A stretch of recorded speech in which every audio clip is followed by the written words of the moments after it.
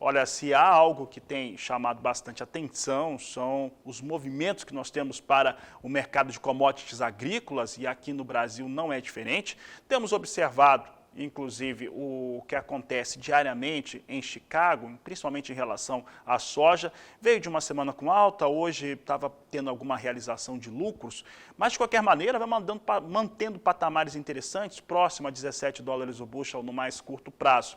Mas há um fator diferente do que nós estávamos acostumados a ver nos últimos anos. Os últimos anos manteve um dólar aqui no Brasil acima de R$ 5 e temos visto no acumulado das últimas semanas o dólar operando abaixo deste fator. E claro que isso traz impacto para todas as commodities, inclusive soja.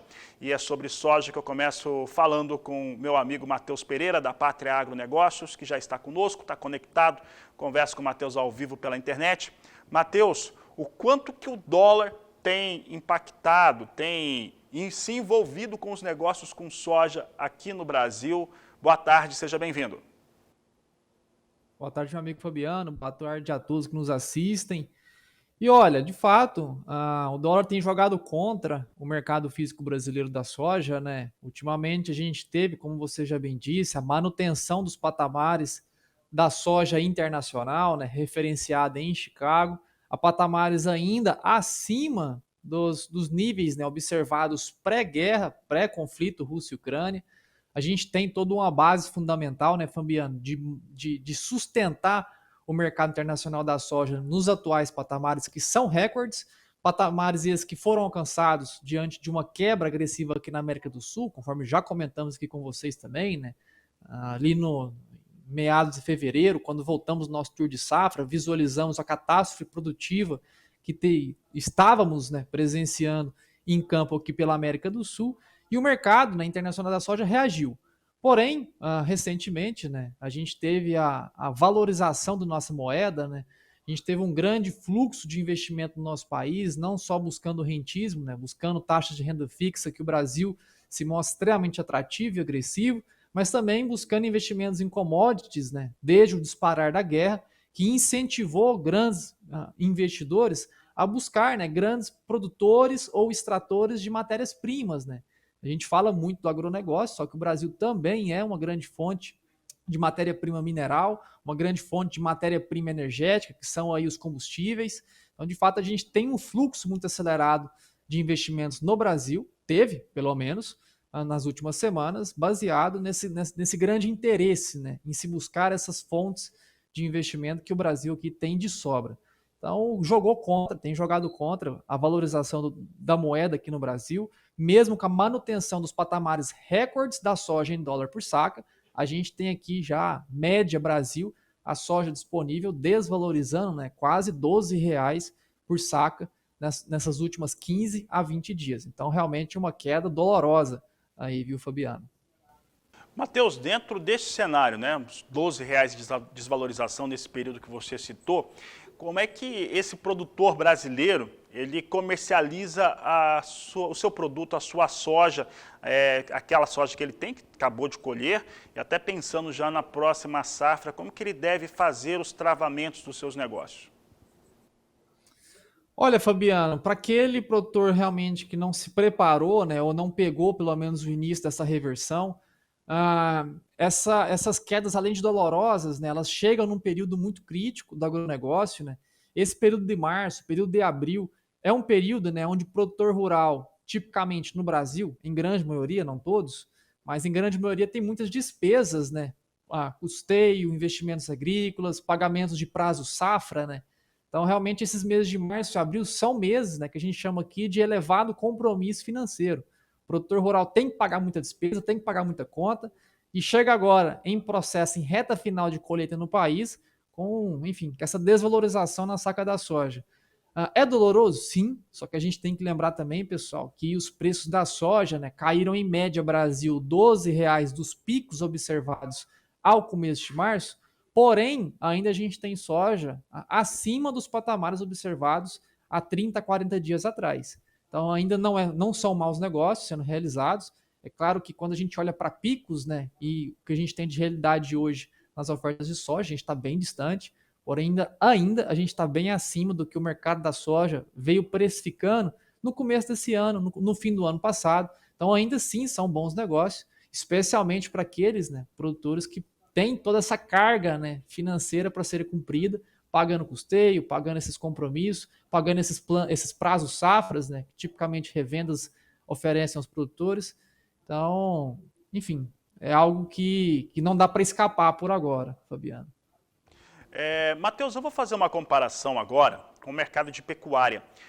No caso da pecuária de corte, principalmente o mercado exportador, aliás, o mercado exportador, a indústria frigorífica exportadora, com esse dólar mais baixo, ela tem automaticamente uma receita, quando convertida em reais, menor. O valor da tonelada da carne bovina, ela fica na margem internacional e ela é precificada em dólar. Para o produtor rural, para o pecuarista, ele ressente, mas ressente bem menos em relação a esses fatores. Para as trades que operam com o mercado de soja aqui no Brasil, vendo essa movimentação de você ter um preço internacional, inclusive que se manteve estável, como você disse, até preços pré-guerra da Rússia, mas vê os valores em reais, a conversão dele menores por conta do real mais forte, como é que fica essa relação com as trades que operam nesse mercado aqui no Brasil? Olha, Fabiano, é um bom levantamento. De fato, essa valorização cambial tira muito poder de barganha do nosso produto e tira competitividade. Quando a gente tinha, né, um dólar na casa dos 5,50, 5,70, a gente tinha ali, em média, né, quase 15, 20% a mais de poder de barganha do nosso exportador aqui do Brasil. O que eu quero dizer? Com a moeda desvalorizada, o nosso exportador, a nossa trade, né, consegue tirar um pouquinho do preço internacional, consegue reduzir um pouco o valor da tonelada dolarizada, consegue oferecer a nossa soja mais barata ao consumidor do outro lado do planeta e mesmo assim remunerar melhor aquele fornecedor da soja dentro do nosso país. Tudo isso por taxa cambial.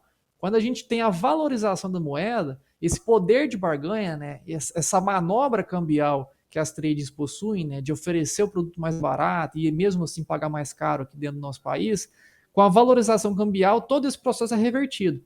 A gente perde competitividade, a gente não consegue reduzir a nossa saca da soja em dólar por saco ou em dólar por tonelada. Por quê? Porque o fornecedor interno da soja ele fica reticente em avançar com novas vendas. Por quê? Porque os preços que são dolarizados, quando convertido em reais por saco, são menores do que ofertados lá nos picos, né, de valorização do dólar ou desvalorização da nossa moeda. Então, basicamente, essa taxa cambial complica, né, a capacidade de barganha das nossas trades exportadoras. Muito bem, Matheus. Matheus, vou agora mudar de assunto, mas acaba passando por dólar, a questão do câmbio está muito presente, mas agora falando um pouco a respeito de mercado de milho. O milho, eu lembro de alguns levantamentos, inclusive da própria Pátria, em relação ao que foi cultivado, semeado dentro da janela ideal, e era um volume muito alto, né, acima de 60%, né, chegava próximo a 70% esse volume. O que já trazia um indicativo que poderíamos ter uma desvalorização do milho aqui no Brasil. E aí está chovendo muito bem.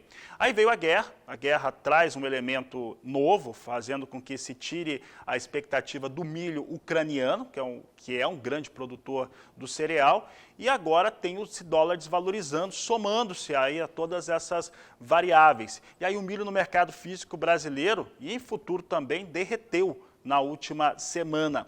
Qual que é a sua perspectiva em relação a este mercado, Matheus?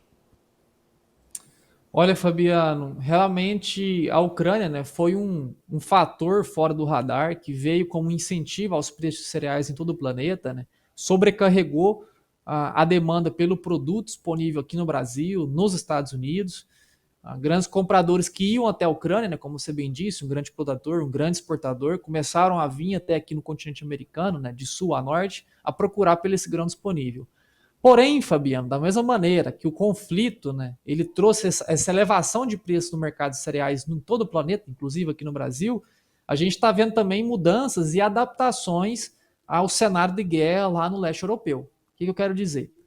Primeiro fator de adaptação, Fabiano, a gente está tendo consumidores que que eram, né, que compravam esse cereal de Rússia e Ucrânia, com a elevação dos preços, alguns desses consumidores já não possuem mais margem, começam a derivar para produtos substitutos, começam a adaptar o mercado. Não só isso, a gente está vendo aí nesse final de semana, a gente teve uma mudança de táticas, né, desse conflito que foi acordado entre a Rússia e a Ucrânia, que eles vão, né, migrar as zonas de conflito que estavam até então na zona leste da Ucrânia, que é a zona produtora, né, de milho e girassol. Milho produz anualmente em torno de 35 milhões de toneladas na Ucrânia, girassol em torno de 15 milhões de toneladas. Girassol também é um cereal possivelmente substituto, né, à ração animal para o milho. A gente teve, então, uma migração dessas zonas de conflito que estavam sobre as áreas do milho, elas migraram para as zonas ao oeste do país, que se afastaram, então, um pouquinho dessas regiões produtoras, enfim, possivelmente, né, dando a liberdade de produtores retomarem as atividades de campo. Nós, na Pátria, não acreditamos que essa mudança de tática vá trazer realmente um restabelecimento da projeção de produção de milho ou girassol na Ucrânia, porém o mercado passa a ter uma percepção, né, não é a realidade, mas passa a ter uma percepção de que a retomada, né, desses conflitos em zonas afastadas, as regiões de agricultura de milho e girassol, possam ali restabelecer a produção lá no leste europeu. Então traz toda uma sensação de pressão ao mercado de cereais. O mercado como um todo, Fabiano, ele sempre trabalha com percepções. Quando vem a realidade mesmo, se a Ucrânia vai produzir ou não, o mercado já tem a precificar, está começando a olhar outras variáveis, mas juntamente com isso, Fabiano, a gente tem sim uma boa qualidade de lavoura aqui das culturas de inverno no país, né, que é o que a gente chama aí tipicamente de milho safrinha. A gente tem boas percepções, boas perspectivas, Fabiano, de um bom início de safra nos Estados Unidos, com o mês de abril mais seco, o mês de maio mais úmido, que é quase que ideal para o plantio norte-americano. Então, por isso que a gente está vendo tanto baixismo ao mercado de cereais e oleaginosas também no mercado internacional no atual momento. Matheus, aí dentro desse desenho, né, que tem essas variáveis, as percepções que o mercado tem a respeito do que pode vir a trazer resultados ou implicar nos preços, eu lembro de duas entrevistas aqui, uma com o Cristiano, que é seu colega aí na Pátria Agronegócios, outra com Brandaliza a respeito de milho, aqui no Agricultura BR, e a gente falava exatamente dos preços praticados no Brasil, como é que estava o mercado futuro, e eu lembro de uma frase de que a gente conversou que os melhores momentos tinham passado, aí veio a guerra, e aí o preço sobe.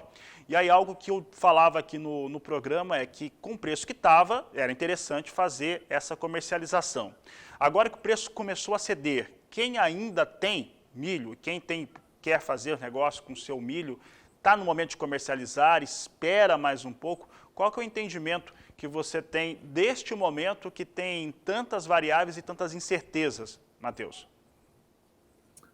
Olha, Fabi, primeiramente, né, Cristiano Palavra e Vlamir Brandaliz, realmente duas potências aqui na análise do mercado mundial de cereais, mercado de oleaginosas, duas figuras que respeitam imensidão, e de fato era uma visão extremamente coesa, né, de que o mercado, se não fosse a chegada do conflito, né, entre Rússia e Ucrânia, a gente teria já um mercado em decadência.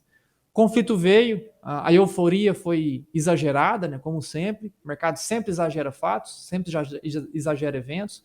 E agora a gente está vendo adaptação e mudança de foco do mercado. Então, os patamares de hoje ainda são interessantes? Sim, são interessantes. Eles valem a pena não só avançar com vendas no futuro, no disponível, mas também pensar muito na proteção financeira, viu, Fabiano? Algo que o produtor rural aqui no Brasil ele deve usar com mais intensidade. Essas proteções financeiras, elas visam, né, justamente limitar uma baixa no mercado, seja do milho, da soja, do boi gordo, e mesmo assim participar de eventuais altas, caso o mercado de hoje até o processo de colheita, ou de hoje até o processo da necessidade da venda de um milho, esteja mais alto que possa ser usufruído. Então, sim, a gente recomenda que olhe com bastante atenção as ofertas do mercado do milho atualmente, especialmente para a safrinha segundo semestre. A gente tem, diante do cenário atual, uma perspectiva de oferta cheia para o segundo semestre, o que poderá colocar ainda mais pressão ao mercado de cereais. Fique de olho, então, nas proteções financeiras, pessoal.